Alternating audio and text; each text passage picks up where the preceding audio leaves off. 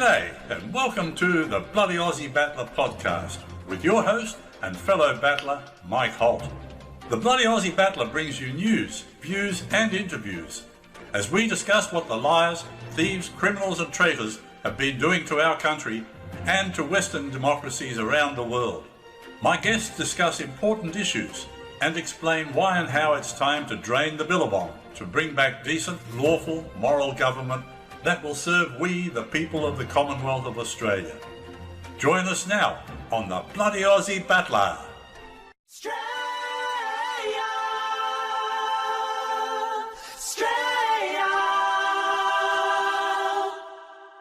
Dick Yardley's book, Australian Political and Religious Leaders, Treason, Treachery and Sabotage. Dick exposes how Whitlam, Hawke, Keating, Goss, Rudd and all the other Fabians have destroyed our manufacturing and agriculture. If you want to know exactly how they have done it, get Dick's book at advanceaustralia.com.au and click on merchandise. Knowledge is power. Get the power to fight the corruption today. Fiction meets science in a new podcast. WIDDERSHINS, time travel, cloning, aliens, telekinesis, robots, singularity, wormholes, space colonization, zombies. Starts 20 January 2020 on www.widdershinspodcast.com. G'day again. Well, I'm back and with a little bit of lighting in the studio this time. I've still got Darryl O'Bryan here in the studio with me, and we have been discussing his work, especially his work with Senator Rod Culleton. But Darryl, you were one of the leaders of the group that went over to England. Who did you actually go and talk to? I heard it was the Privy Council, but you mentioned something to me last night that you actually went to the House of Lords. So what's going on there, and what did you actually do? Well, our aim when we went to London, it was Peter Gargan and myself, because we were still essentially operating out of the office of Senator Rodney Culleton. And we were trying to bring about the unlawful removal from Senator Culleton from the Commonwealth Parliament, the unlawful removal and the unlawful bankruptcy, which had been put against him. The whole process was such an abuse. It's unprecedented in Australia's history, what they've done to Rod Culleton. Absolutely. And we searched and searched to see any comparisons with what they'd done to Rod, and we couldn't find anything. No, so I've never heard of it. When the truth gets out about what happened to Rod to the Australian public, it will go viral, and it will bring everyone in this system completely apart, including and especially the High Court and every other court and the federal court when he was unlawfully bankrupted. So, yeah, we really got on top of this through the London application, and our application was to the High Court. And the High Court's located at the Strand, what's called the Strand, which is right in the middle of London. It's it's right on the corner of the traditional London and the City of London, which is the corporate Roman influence in England. Right. So we managed to get an application there under habeas corpus. So we wanted, because the Australian Federal Police and the Australian Financial Securities Authority were restricting Rod's access to talk to the Privy Council and the House of Lords about his unlawful removal from their Parliament, their Commonwealth Parliament, under their legislation called the Australian Constitution. So we needed to go to them because they are the ultimate arbiter to any misbehaviour here in Australia with respect to those in government. and we did a habeas corpus. It's a totally different process over there than it is here in Australia. The High Court building is a very old building, and it's a rabbit warren.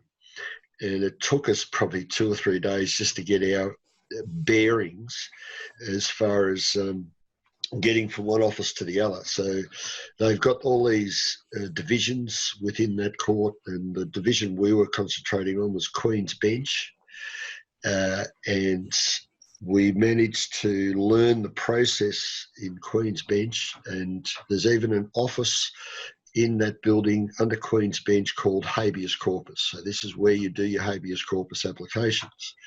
So we went to that particular office, got to know the staff there, and handed up our paperwork, and then we were basically exposed to the lawyers that oversee the registry in the High Court, and then my argument was basically with them as to, of course, they were saying, well, you have no right to come here and file in this court. You've got your own system. And I said, well, there's a bit of a problem, guys, because we're here under the Commonwealth of Australia Constitution Act 1900, United Kingdom. And I said, whatever legislation that you're relying on has to be seen as a bit of a problem. So we're here essentially to bring about a habeas corpus on the basis of the jurisdiction.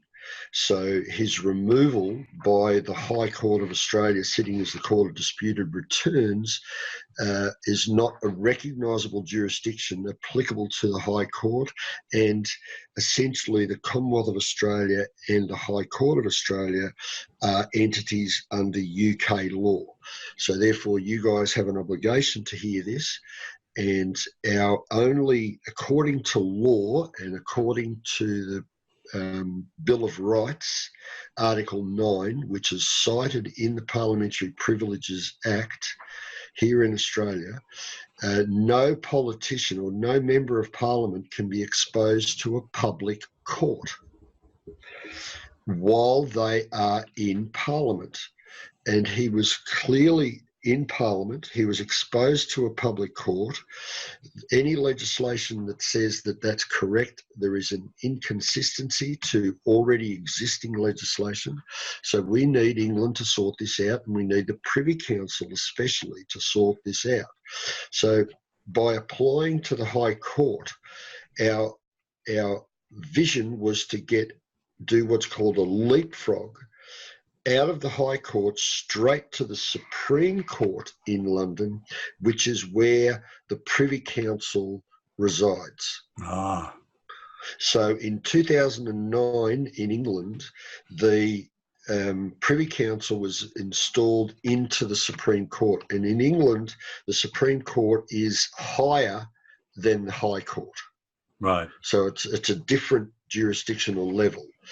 And the Supreme Court's the highest court. So our aim was, in order to have our application, because we couldn't go straight to the Supreme Court. The Supreme Court wanted us to start at the High Court first and then leapfrog into the Supreme Court, which is what we did, and we succeeded. And we succeeded in front of the lawyers in the High Court because they couldn't argue with me regarding the jurisdiction. And I filled out what's called an insistence form. So you weren't going away. I was not going away. I was not going to waste, because we were being funded by a lot of farmers through Western Australia, Queensland, because we are just sick and tired of the corruption here in Australia. We had to have a solution, and I've always been very determined, as anyone here in any of the courts that I've walked into can confess to. I will dig my heels in and I will not budge until I get some sort of satisfaction according to law. And of course, I'm not prepared to walk into a courtroom until I know who's up who and who's not paying. So I was very determined, and they saw that and they said, okay, we'll file your application. And they did. And they actually acknowledged, the judge acknowledged Rod as a senator. And we were then left with the application, because what she was trying to do was say that there is English law that struck out our application under habeas corpus, because there are a number of habeas corpus legislation. There's the one we were running in under was 1640. They had repealed that into an 1864 Act. The 1864 Act had been repealed into a later Act, and we were then left trying to argue, well, we need this as of right. And that sort of threw a spanner in their works. So we're now communicating with the Privy Council, and we've got a chap, one of our crew is heading over there on the 13th, in 2 days' time, to further enhance that application. But this is very political as well, and this is why part of our action, and I went to a couple of meeting groups over there, one very close to the Supreme Court, especially with Brexit. This group is, it's called the Bruges Group, B-R-U-G-E-S. They actually have regular meetings, and they have guest speakers. So usually about 3 or 4 parliamentarians will come in and have a bit of a speech. And I managed to get into that group, and I had a chat with, at one meeting, with 3 of the ministers in the House of Commons. I told them of our plight, and they said, well, it sounds very serious. What you really need to do is start lobbying members of Parliament and get support.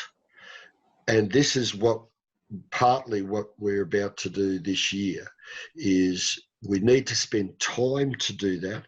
And because Rod was a senator, his equivalent in London is a House of Lords, a Lord. So we need to lobby members of there are 25 Lords who are sympathetic to Australia, and they're huge supporters of Australia. So our aim is to sit down with these people and say, we need you to voice this in Parliament. We need you to bring the public's attention to this, and this way we can also leverage those people to, because it's 9 of those Lords that sit in the Privy Council.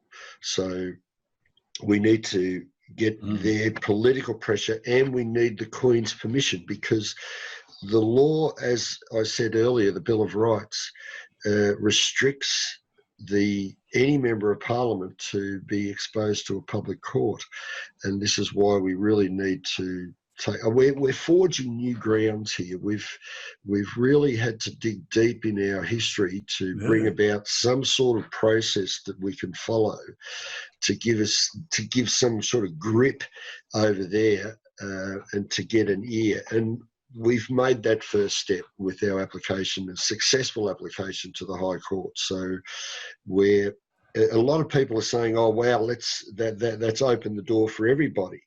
And essentially, in one way, yes, but in another way, no, because we're dealing with a politician, a member of Parliament. And that's the realm we really need to concentrate on in order to bring about change, because we're exposing the breakdown of that system here in Australia and how they've undermined our Senate, and they're undermining through the disqualification clauses, members of parliament, and they hold these people over a barrel. And what we saw in 2017 and 2018 was a perfect example of that, where they just rallied all of these politicians straight out the door, and you could bet your bottom dollar it was all being under the heading of a threat. You either do this or else. Yeah. We will throw you into the court of disputed returns. And you know, I urge people to go to the High Court of Australia website and look up. There's actually a video of the 7th of December 2016, and it's when Rodney's barrister Peter King was in the High Court with his with the application that was made by the Australian government solicitor to have him thrown out of Parliament for being in breach of Section 44(2) of the Constitution, which was the famous ignition key debacle. And the House, we had managed on the 1st of December, we got a resolution voted on in the House at 4:30 on the 1st of December, which clearly said that the referral of Senator Culleton to the High Court, sitting as the Court of Disputed Returns, was faulty. So therefore, that in law is an estoppel. Mm-hmm. No one, especially a court, can move against a sitting member of Parliament. And because that was the last sitting day of Parliament for 2016, the matter was to be referred to the 4th of February 2017 for determination. That was a vote, I think it was 36 to 24. So we won that day. And on the 7th of December, 6 days later, they, regardless of what the Parliament said, they went into the High Court, and our barrister said, well, excuse me, but our application is have this matter adjourned. You can't move on this. And Chief Justice Keifel basically got up, and there were 4 other judges, got up, adjourned the matter. She came back a few minutes later and she said, well, I'm striking those portions of the affidavit off the record. And I'm going ahead with the trial. It's like, hang on, you have no jurisdiction, lady. You have just, there's a principle in law, it's called stream rising above the source. How can a court, which is not even recognised by the Constitution because it's sitting as the Court of Disputed Returns, what's that? Trying to override the will of the Parliament. And the people. And the people. Yeah. When you override the will of the parliamentarian, you are overriding the will of the people. She committed treason on that day. It's on the record. Yep. And he was essentially, then on the 20th of December, they bankrupted him. And that is another whole story. Just that corrupt bankruptcy. And this is one of the tools the system uses for those who start attacking the system. They bankrupt you. Yeah, they're thugs, and they're no better than a mafia. In fact, the mafia is honest about it. Absolutely. We all know how the mafia operate. These scum in government, they do it with a smile on the face and a badge. Yes. Saying we have authority when they don't. Oh, when I know all about that, mate. Yes.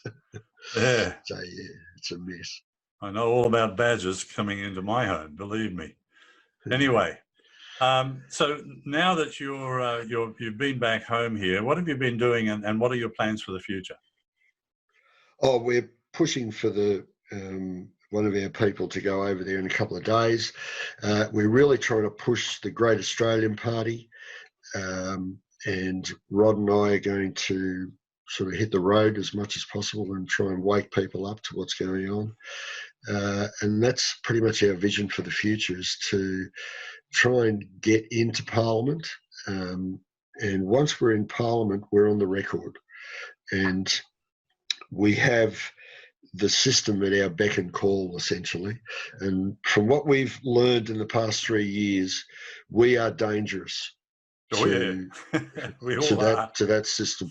You know, just the power of presumption, when you put that against these people, as we've been doing over the last 5 years through freedom of information, we've now got an enormous amount of evidence that clearly shows that none of these so-called authorities have any authority. So we really need to fix it up. Yes, England does want us to fix up our own backyard, and quite rightly, yes. We have to be seen to be fixing up our own backyard, but at the same token, we've also need their support because it's their legislation. Yeah, actually, I've got a couple of questions for you out of that. And I saw somebody trying to come in, so they're obviously waiting for you to go out. But very quickly, first of all, and I asked Rod about this too, you're trying now to push the gap to get into Parliament. You're going to need an awful lot of representatives to take over the government. How are you going to do that? Put it out there. Say, people, if you want to stand and be a voice, then we'll be behind you. We'll show you. We've got people from ex-ABC who have been with the system for decades, and they're sick of the corruption. They will train our people. Whoever stands up as a representative, they will train you how to speak with the mass media. And they'll give you the tools. We've got good people behind us. So this is really the fresh air, the breath of fresh air that Australia needs. And we're determined to maintain integrity.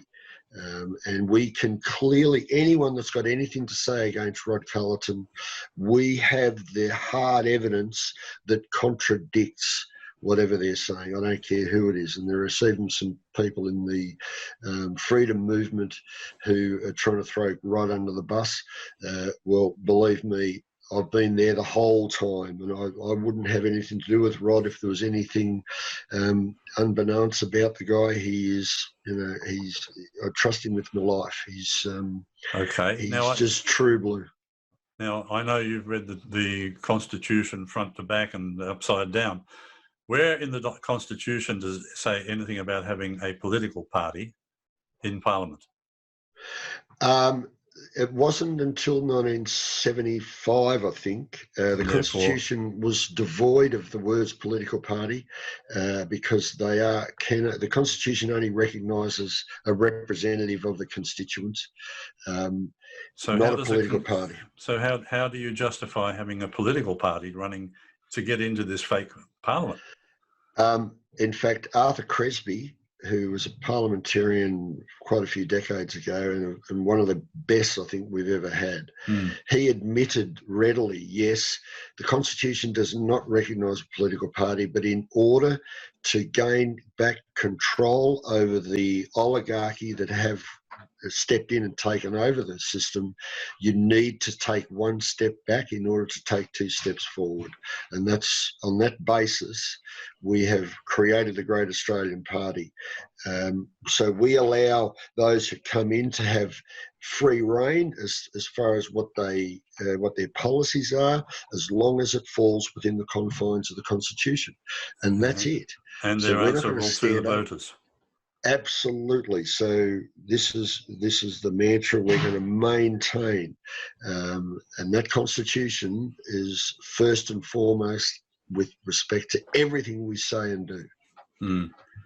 And how are you funding all of this? Through GoFundMe. I wouldn't trust those if you threw me. I know. But it's basically Rod is determined that the people must fund us. He even knocked back Clive Palmer. We had probably 5 phone calls from Clive trying to get Rod on his side, but Rod just wouldn't do it. He said, I don't want the money to come from one source. No, and to be honest with you, knowing Clive Palmer, I don't know him well, but I know him well enough not to trust him. That's right. Yeah. So, Rod's determined to maintain the people fund us, and that's it. Yeah. So, okay. Mate, thank you very much. And you've given us certainly given us a lot to think about. And I would really love you to come back again, because I'm sure I have quite a few other questions, and I'm sure the listeners would like to hear you again. No worries. It'll be a pleasure. Thank you, Darryl. Pleasure, Mike. My pleasure too. Mate. Cheers. Thank you. Bye now. Cheers. Bye-bye. I hope you enjoy listening to this and all my podcasts. The Bloody Aussie Battler podcast is just one of the things that I do to try and raise awareness of the massive fraud and treason that has been committed against us by the political parties. Back in 1967, I put my life on the line to protect our nation. I didn't do it so that a bunch of treasonous criminals could take over our government and steal everything from we, the people of the Commonwealth. So when I decided to do something to stop the treason and treachery, my skills from the Air Force were very handy. I run the Advance Australia HQ Group website where we present a plan for the future. We can't get our country back without a plan. I also run the CIR Now website where you will find heaps of useful information about the crimes and treason committed by the political parties. In addition, thousands of people have already signed the My Will letter to give a group of Commonwealth public officials the authority of the people to convene a grand jury. But we need many more signatures, so if you haven't signed yet, please do so. And ask your friends and family to sign too.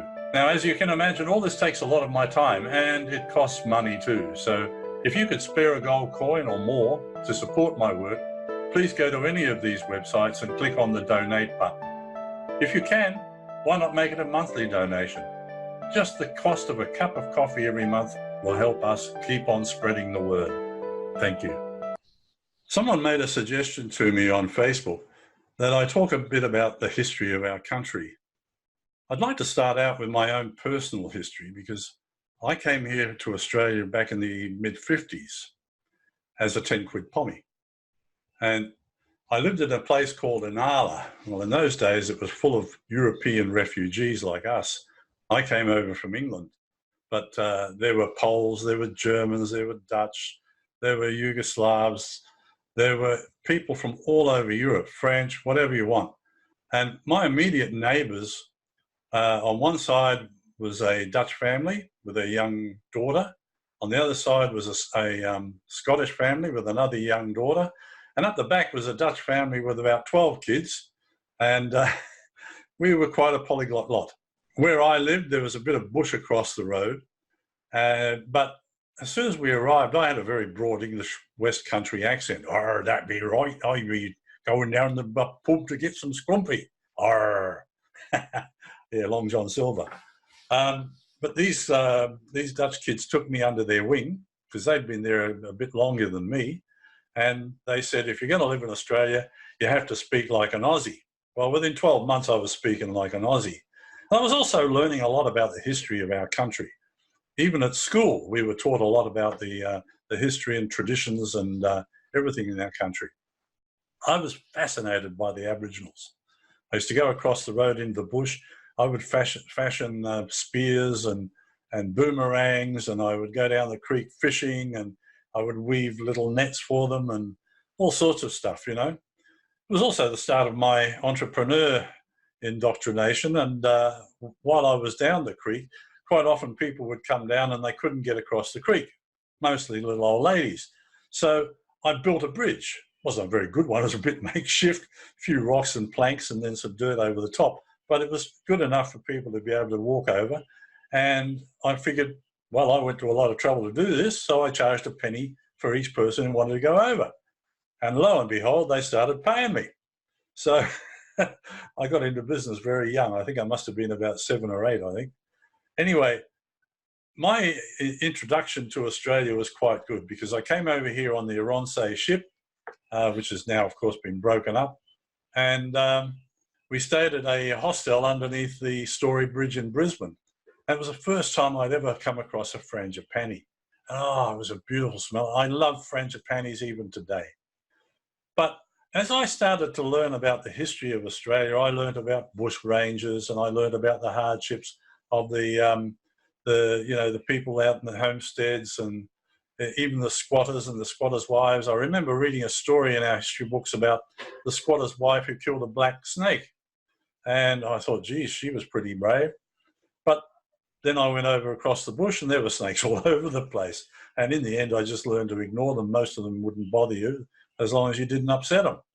So, oh yeah, and the other thing is we had a dunny out the back, you know, the old outback box.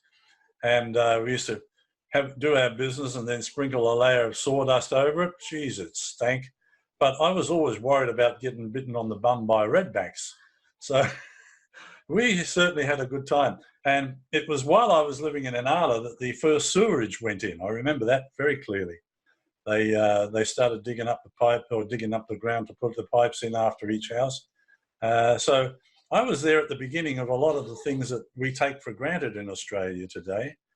And so I want you to think about this. When I first came to Australia, we had all the freedom in the world. I used to have a BB gun first, then a 22. We used to go out hunting rabbits. There was no need for licenses. We did whatever we darn well liked. I rode a bike around, no helmet, no padding. I hardly ever fell off, and I certainly didn't hurt myself. And if I did fall off, I got a scraped knee, so what? I was tough enough. And that's the thing with Aussies in those days. We were a tough lot. We didn't worry about somebody's feelings, hell's bells. The poor old Italians who came over, they copped a lot, and the Greeks, of course.